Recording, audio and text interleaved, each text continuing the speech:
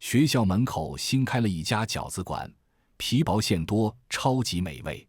自从吃过一次后，我就念念不忘。连续1个星期，我每晚都要去打卡。直到这天吃饺子时，我心血来潮打开了直播软件。连线成功后，我照例跟对方打招呼，可那人却飞速掐断了视频。紧接着我就收到了他的私信：快跑，你吃的是死人饺。大家好，欢迎来到我的频道。看到这条消息，我几乎是毫不犹豫就回怼过去：你有病吧？你才吃死人饺，你全家都吃死人饺。今天还真是倒霉，连线到个神经病。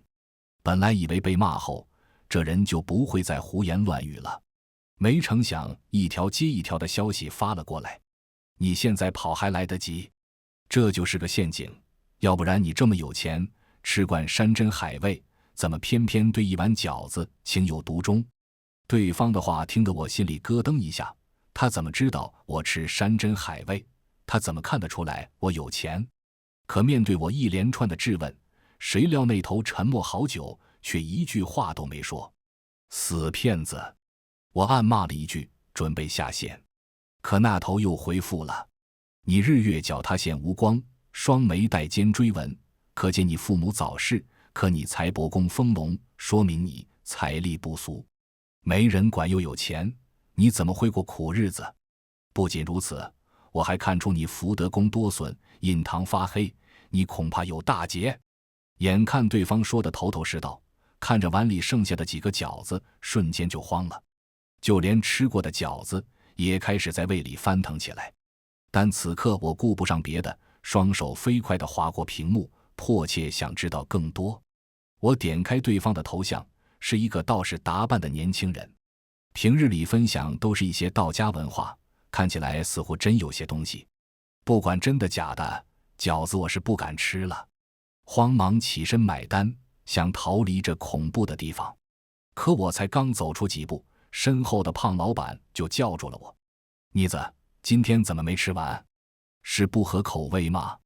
我握紧包包，强装镇定地摇了摇头：没有，是我胃口不好。没成想，就在我即将走出店门时，却被一只大手给拽了回去。回过头，是胖老板瞪圆的眼睛和耸动的双下巴。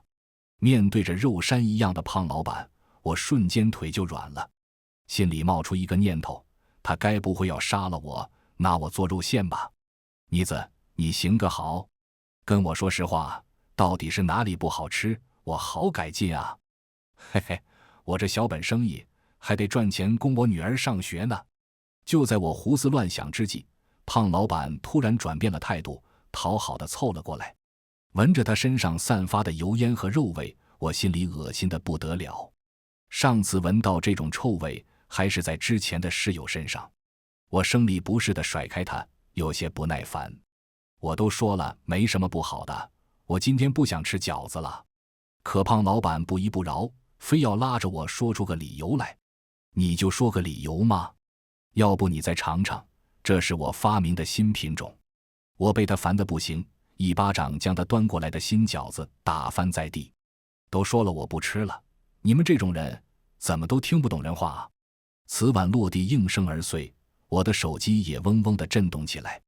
是那个臭道士发来的消息。还有件事提醒你，店里那个老板是个活尸，千万不要激怒他。你打翻了我的饺子。看着老板僵硬的表情瞬间变得凶厉，我噔噔往后退了2步，急忙解释：对不起，我不是有意的。可我话音刚落，店里的灯突然间全灭了，整个屋子也暗了下来，只剩下面前高大壮硕的人影。你要干什么？我现在就报警，你信不信？我不断往后退去，回应我的却只有2道幽暗的光亮，泛着淡绿色的光芒。还不等我转身逃跑，砰的一声，店里的卷帘门不知怎地突然落下，原本还有点月光的屋子一瞬间变得漆黑，只剩下手机里微弱的光还在照亮。我瞬间就慌了神，手忙脚乱地往卷帘门的方向跑，一路上也不知道磕到桌椅多少次。冲到卷帘门边上，我用力把它往上提，可卷帘门这会儿好像锁死了似的，不管我怎么用力，它都纹丝不动。怎么办？怎么办？我无比懊悔，早知道就听那个道士的话，早点跑了，不然也不至于被困在这里。听着身后僵硬的脚步声，我吓得用力拍在卷帘门上，一边喊救命，一边让他别杀我。可这会儿老板突然说话了：“妮子，别怕，就是停电了，我去拿钥匙来开门。”不是。我木讷地举着手机，看着老板离开的方向。想错了，老板不是坏人。在老板取钥匙的间隙，我赶紧掏出手机，把发生的事都告诉了他。屏幕里正在输入闪烁了很久，他才回我：“快跑！他不是去拿钥匙，是准备把你骗进洞库里再杀掉，那里没人察觉。”可是为什么我会遇见这种事啊？慌乱中，我一边摸索着怎么开门，一边问他到底是怎么回事。你所在的整个店都是一块极阴地，仰视招鬼，你八字弱，所以才会撞见这种地方。许是见我不信，他又发来消息：你要是不信，就看我说的对不对。你已经吃了6天饺子了，对吧？他去洞库就是拿饺子的，只要你再吃一次，就必死无疑。我有些难以置信，他说的全对。我就是那天晚上蹦迪回来的路上，才遇到了这家店。当时周围已经没有别的吃的了，否则我不会进这种小破店的。可哪有这么邪乎的事情啊？但一想到那老板凶神恶煞的模样，我就觉得害怕。不管他是人还是道士嘴里的活尸都不行啊。他那个块头，只要有坏心思，不管是个啥，我都没有还手的能力。想到这，我赶紧发消息给道士求救，问他有没有什么好办法。你去找找，店里肯定有一块镇阴石，这是他让自己不变成死尸，还像个正常人生活的关键。找到他，这个活尸就不能再害你了。还有，不能再激怒他，哪怕一次。镇阴石，可是我哪知道他长什么样子啊？不等我再次发问，店里头就传来老板略带歉意的声音：“不好意思啊，妮子，要是不知道哪里去了，不如给你下碗饺子，我再去找你，边吃边等来电吧。”我刚想拒绝，可一想到道士的话，我就不敢拒绝他，只能低着嗓子应下。老板从屋里拿出一根蜡烛点上，将蜡烛放在桌上时，我还能感受到他衣服上泛着的冷气。你在这等会儿，马上就好。老板冲我笑了笑，又走进了厨房。我咕嘟咽下一口唾沫，厨房的门开着，他不时还朝我这边看2眼，搞得我根本就不敢玩手机，更不敢看消息，生怕看一眼的功夫他就被激怒了，然后过来把我杀掉。借着蜡烛微弱的光，我悄悄打量着柜台，没多久的功夫，还真让我看到了一块漆黑的石头。明明店里只有一根蜡烛照亮，可我就是能看见。难道那就是道士嘴里的镇阴石？眼看着老板正在捞饺子，我知道不能再等了，是死是活都在这一下。趁着他装饺子的空档，我悄悄摸到柜台边上，伸手朝那块石头够去，可怎么也够不着。偏偏这个柜台居然连个椅子都没有。我四下寻找着能垫脚的工具，这会儿从旁边递过来一把椅子。谢谢。话刚说出口，我突然反应过来，店里只有2个人，谁给我递的椅子？我想也不想，就把椅子朝后背一砸，翻上柜台就想逃命。嘿嘿，被你发现了。老板阴冷的声音在我背后响起，吓得我亡魂皆冒。慌乱中，我也不知道弄倒了多少椅子，一直到被逼到卷帘门边上。我回头看着老板一步步逼近的身影，急忙抱着椅子抵在身前。你别过来，别过来！他端着饺子的手一僵，表情瞬间变得狰狞。为什么不吃？为什么？我们做的都是好东西，我们穷，但是我们不骗人的。不是，我是吃饱了。不等我把话说完，一股巨力袭来，老板一把扯掉我手里的椅子，连带着我整个人都被拽了过去。他一只手端着饺子，另一只手捏着我的手臂就往厨房里拖。他的力气实在是太大了，我根本就拗不过他。一直到被拖到厨房，他都没有停下，而是往厨房里面的洞库走。阵阵冷气直往我脸上扑，我又惊又惧，大声求饶，想让他放过我。大叔，你放过我吧，你要多少钱？要多少钱我都给你。要人对不对？我室友，我把我室友都叫过来好不好？可不管我说什么，他都不听，只是一味地把我往洞库里拖。我奋力挣扎着，伸出指甲狠狠抓在了他的胳膊上，一道道肉条被我撕了下来，黏黏连着血液，看起来无比恶心。可老板却完全感觉不到疼痛，他果然不是人。眼看求生无路，我死死扣住柜台边，奋力朝着那块石头抓了过去。我的手碰到那块石头的一瞬间，腿上的力道突然就松了。难道他的力量都来源于那块石头？想到这里，我狠狠一脚蹬了过去，瞬间脱离了他的束缚。可这也彻底激怒了他。就在我即将抓到那块石头时，老板原本惨白的脸猛地就变得乌黑，他的嘴角流出大量的鲜血，嘶吼一声，朝着我张开了血盆大嘴。完了，天地自然，晦气分散，今由我道，伏魔降妖，急急如律令。就在我以为自己必死无疑之际，耳边一阵惊雷声，大门处响起铿锵有力的一道男声：对不起，自行车半路掉链子来晚了。随着大门被轰开，门口尘沙飞扬，我被呛得连连咳嗽，眯着眼睛望了过去。一个看起来和我年纪差不大的道士一跃而起，他双手掐诀，朝着我身后的活尸就冲了过来。居士，你还好吧？需不需要我拉你一把？不用了，你要是真有本事，你就把他收拾了，我付钱给你。我话音刚落，道士就翻身而起。那胖老板虽说是活尸，可一点也不傻，知道自己打不过，嘶吼一声，掉头就往地下室冲过去。道士二话不说，跟着就跳了进去。很快里面就传来打斗的声音，噼里啪啦的，听起来十分焦灼。我守在门口也不由得替道士担心起来。这里我是1分钟都待不下去了，原本想一走了之，可转念一想，那道士说的如果都是真的，那我吃进去这么多死人肉，会不会有事？万一他能解决呢？事已至此，也只好暗暗祈祷他能搞定这只活尸。打斗声愈演愈烈，还不断传出那活尸的嘶吼声，混着一股腐臭难闻的味道，险些将我的隔夜饭给熏出来。你到底行不行啊？臭道士，你要死你也吱一声，别连累我啊！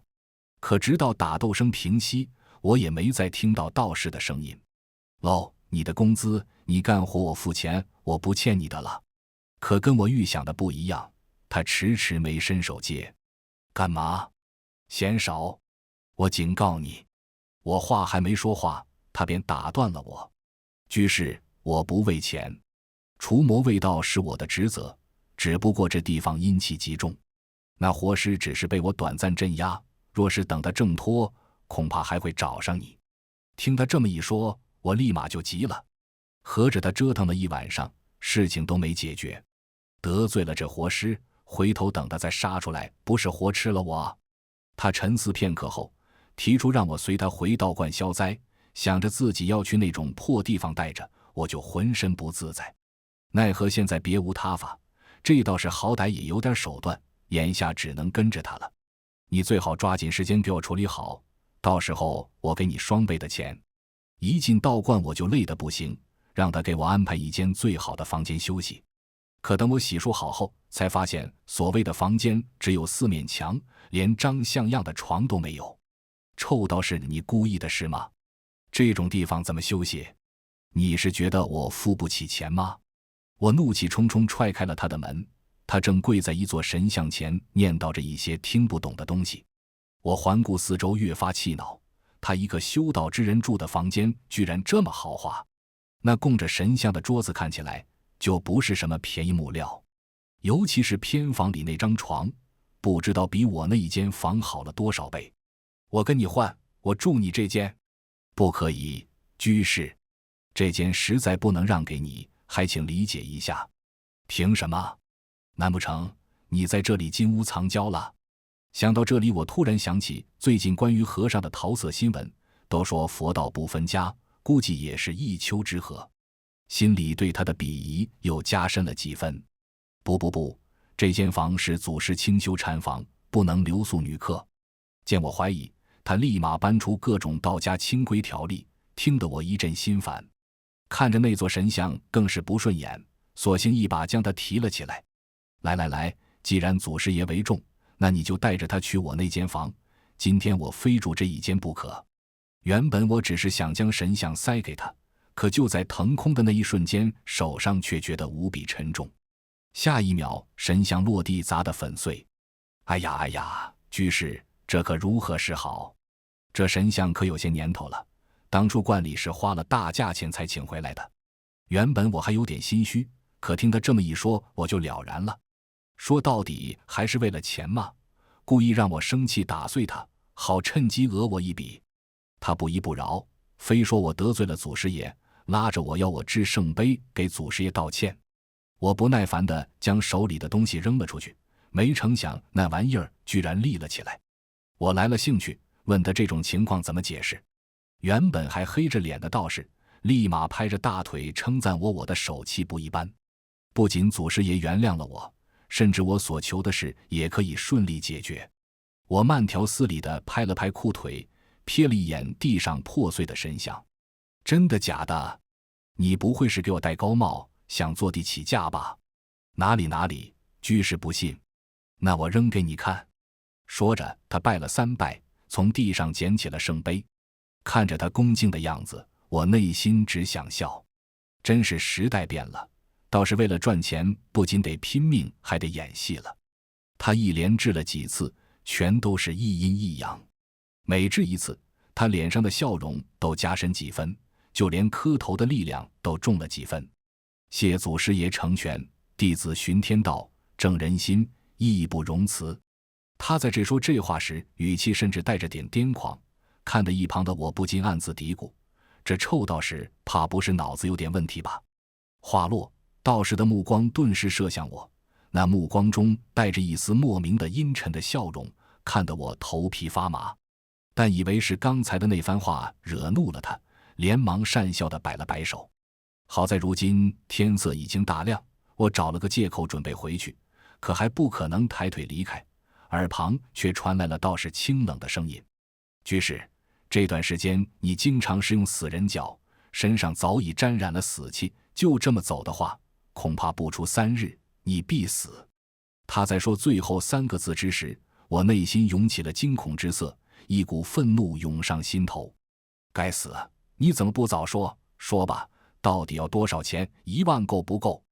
说着，我从怀中直接掏出一沓钞票摔在了他的脸上，但道士却依旧无动于衷。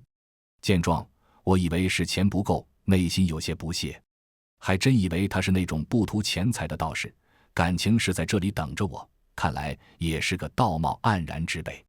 想到这里，我脸上浮现了一抹轻蔑。怎么，不够是不是？这样吧，只要能把那些该死的东西弄走，你开个价。可谁料那道士只是笑笑，随后带着来到了院子，指着院内的一口大香炉对我说：居士，只需在那点炷香就行。他一边说着，手上还递过来一炷香，脸上还有些催促的表情。望着这一幕，我有些狐疑，不相信这么简单就完事了。但是看着道士脸上的催促，我还是接过了他手中的香，来到了香炉处。可还不等我将香点燃，突然脚下一滑，手打在了香炉的棱角处，剧烈的痛楚让我不禁痛呼出声。站起身之后，我才发现原本的手腕处此刻出现了一道深深的伤口，鲜血正顺着手腕流下，而刚刚还在我身旁的道士，此刻人却已经不见了。压抑了1晚的情绪在这一刻全部爆发，怨气浮上心头，我一脚就踢在了香炉上，嘴上还不停地骂骂咧咧：该死，老娘今天运气真背，你一个香炉还想欺负我？说了也奇怪，这香炉看上去十分庞大，看起来足足有数百斤，可在我这一脚之下，香炉竟直接被我踢翻了。与此同时，原本晴朗的天空瞬间变得乌云密布，滚滚雷声在我头顶上响起，这突如其来的变故吓得我当场愣在了原地，好半天才缓过神。看着前方侧翻在地方的香炉，我知道大事不妙，怕那道士找麻烦，我快步朝着门外走去。按照之前的记忆，我找准了一个方向，可让我意想不到的是，这一路上狂风呼啸，甚至路上布满了迷雾，一时间根本分不清方向，甚至差点一个不留神摔下了山崖。当我好不容易走到山下之时，天色已经暗淡。那小道士真他妈邪门，留在哪里准没好事，还是赶紧走吧。我回头看了一眼山顶上的道观，吐槽了一句，随后随手拦了一辆出租车。师傅，去市区。刚一上车，我就闻到了一股十分难闻的油味，这味道有点熟悉，好像在那闻到过。我耸了耸鼻子，使劲闻了闻，这才骇然地发现，这股油味不正是昨天晚上在那老板身上闻到的吗？想到这里，我抬头看向了司机的方向，果然老板正阴恻恻地看着我在笑，这笑容看得我头皮发麻。我连忙想要打开车门，可车门却已被锁死，无论我怎么用力都无济于事。我强忍着恐惧锁在了后排的角落，声音颤抖地询问，老板，你到底想干嘛啊？我就一学生，全身上下也就有点钱，你要的钱的话你就开个价，只要我有我肯定给。在说这句话之时，我声音甚至染上了哭腔，可老板听完却并没有多余的动作，只是安心地开着车。阴冷的声音从主驾方向传来，我只是送你回学校。说完这句，老板便不再说话，车子正常行驶在公路上，如同正常的网约车一样。但老板身上的那股臭味却时刻提醒我，他并不是一个活人。想到这，我神情有些紧张。我并不知道对方到底想干嘛，但我知道一旦他有歹意的话，那等待我的肯定是死亡，必须主动出击。想到这，我连忙将手伸进怀里，里面有一张符箓，是之前我在那房间里面顺手拿的，希望这玩意有用。我在内心不停地祈祷，同时也在为自己加油打气。找准机会，我猛地将那张符箓贴在他的身上。老板顿时发出了撕心裂肺的惨叫，与此同时，一股股浓烟混合着肉被烧焦的味道从老板身上传出。车子也在同一时刻停了下来。见状，我赶忙下车准备跑路，可这时驾驶室的门被打开，老板一把抓住了我的大腿。此刻的他模样十分的凄惨，全身上下没有一块好肉，全是被烧伤的痕迹。他死死地拽住了我的大腿，不肯松手。我使尽了浑身的力气也挣脱不开。见状，一股怒火从我内心涌起，眼睛瞥到了一旁的一块石头上。愤怒之下，我搬起石头朝着老板的头砸去，嘴里不停地骂道：死，给我去死！一股股液体喷射在我的脸上。不知道过了多久，当我实在没力气丢下石头之时，老板早已没了声息，脑袋也成了一滩烂泥。我抬腿挣脱了他的手臂，朝着他脑袋啐了一口：敢惹我，姑奶奶连人都敢杀，还怕你一个活尸？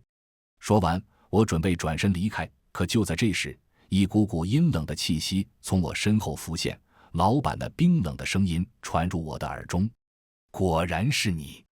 这突如其来的变故吓了我一跳，赶忙回头，却看见老板的鬼魂漂浮在半空中，恶狠狠地看着我。看见这恐怖的一幕，我双腿都在不停地颤抖，嘴里不停地呢喃着：放过我吧，我不是故意的。可让我没想到的是，对方只是站在原地恶狠狠地看着我，但却并没有扑过来，好像是有一种束缚让他只能停留在原地。想到这里，我稳了稳心神，撒腿就跑。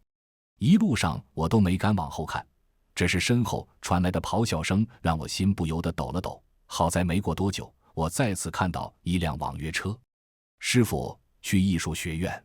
我一上车连忙朝着司机吼道。这次的司机是个正常人，见我这么慌张，还打趣道：怎么了小姑娘，这么着急，赶着去约会啊？我没有理会，只是从怀中掏出一沓钱扔在了他的面前。别废话，赶紧开车。见到钱的份上，司机也不再言语，车速开始飞起，很快就驶向了市区。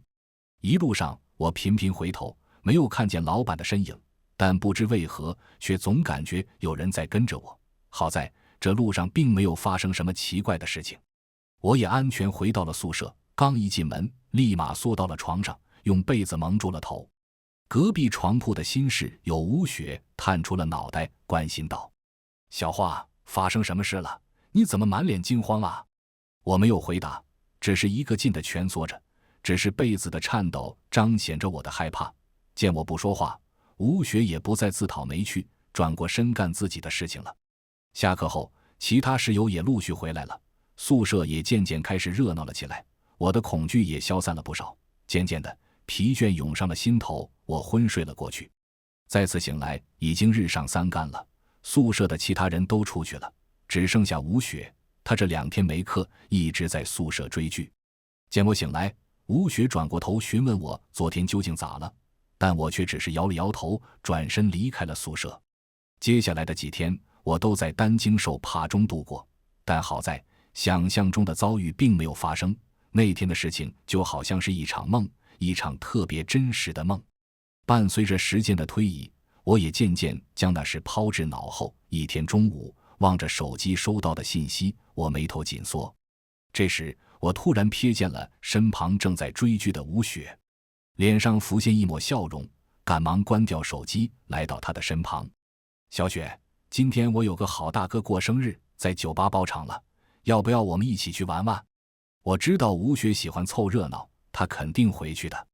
果然，听到我的提议，吴雪眼睛一亮，当即答应了下来。我望着正在化妆的她，眼神之中露出一丝冷笑。时间很快来到晚上，我和吴雪打车来到了酒吧。一进酒吧，一名青年就来到我面前，上下打量着身旁的吴雪。我则高兴地将他往对面身前一推：“小雪，这是我大哥宋博。”吴雪娇滴滴地看着了对方，小声地叫了一句：“宋大哥好。”而宋博此刻哈喇子都快流到了地上，满脸笑容地拉着吴雪走进了包间。望着他们离开的背影，我则百无聊赖地来到了酒吧的中央，感受着舞池的狂欢。这段时间紧张的神情也终于松弛了下来。我飞快地脱掉外套，加入了他们的队伍中。一曲过后，我有些疲倦地坐在吧台前面，不知为何，肚子竟然有些饿了。这时，一旁的服务生突然递过来了一碗饺子，并对我说道：“这时吴女士怕您饿到，给您点了饺子。”望着那碗白嫩的饺子，我不自觉地胃口大开，望着吴雪和宋博的包间门，突然产生了愧疚的感觉。但这感觉来得快，去得也快，我咬了一口饺子，喃喃道：“吴雪，别怪我，要怪只怪你自己太傻，太好骗了。”伴随着饺子入口，出人意料的好吃，我一连吃了3、4个。可我越吃，越感觉这饺子的味道有点熟悉。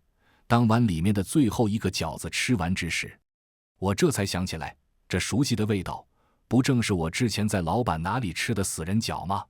这个念头出现在我的脑海之时，舞池的音乐也戛然而止。这时，我看到吴雪从包间里面出来，她似笑非笑地来到我面前。“怎么样，这饺子好吃吗？”